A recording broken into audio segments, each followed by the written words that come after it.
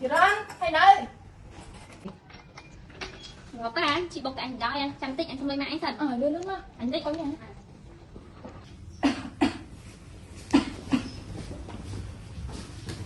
Mà xin lấy từ đi vậy.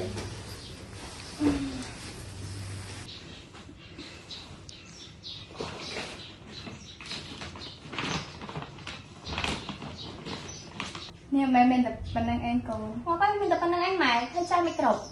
Mẹ tự lấy khá tinh năm lê. Ôi, tôi sẽ ơi.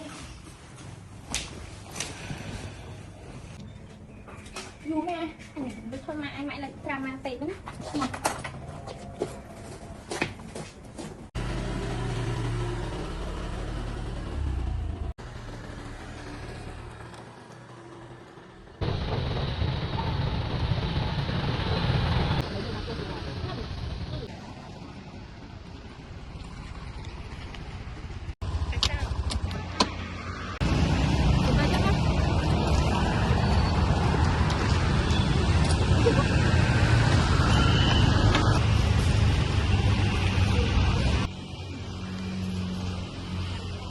Thành vô mà em sẽ không anh đâu.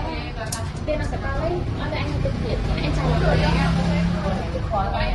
Mai ngày đó con ấy tôi rồi, còn nó còn con hai ngày. Đây là con anh gì đâu vậy? Con này ca được mùi thấy đã có với anh ấy. Sao lại lấy anh rồi? Ngày bữa anh chấp trai mà bà này nào là phim khỏi bị Tôi nói mà. Ông sắp to mà nhà bài này. ừ thử em rồi.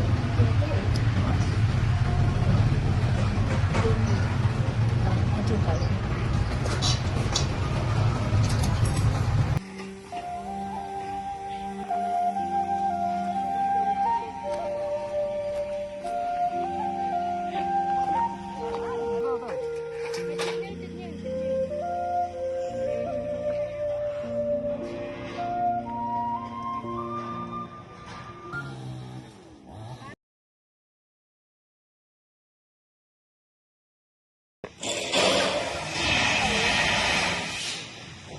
Hơi rọc ấy tôi, tập phần năng anh.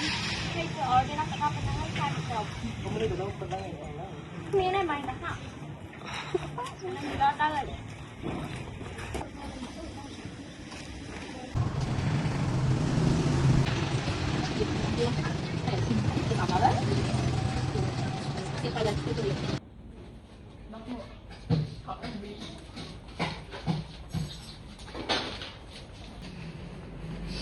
Mai, một khơi cao Minh ơi.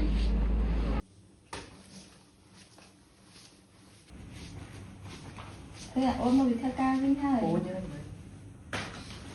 thế. Mai ông ăn 100 bái tự ai ăn?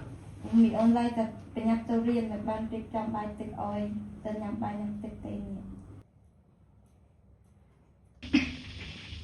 mẹ được dạy cho số tích qua hai ôn môn tính nhau Không tin mai cho mình kho từ từ.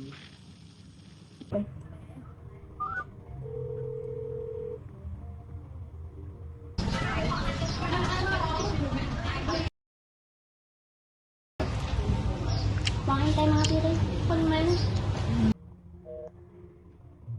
Ôi mẹ lợi thế này.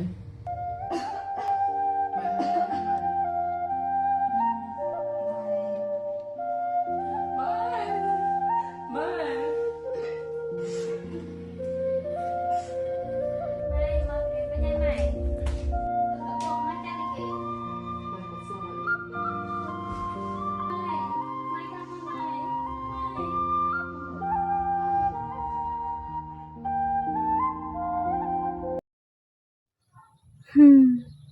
ខ្ញុំមិនគួរយកលុយទៅចាយវាអត់ប្រយោជន៍សោះហើយថែមទាំងមិនចូលរៀនទៀតម៉ែឲ្យកូនសុំទោសណាដែលកូនអត់បាននៅមើលថែម៉ែឥឡូវកូនដឹងខុសហើយម៉ែលើកលែងទោសឲ្យកូនផងណាម៉ែ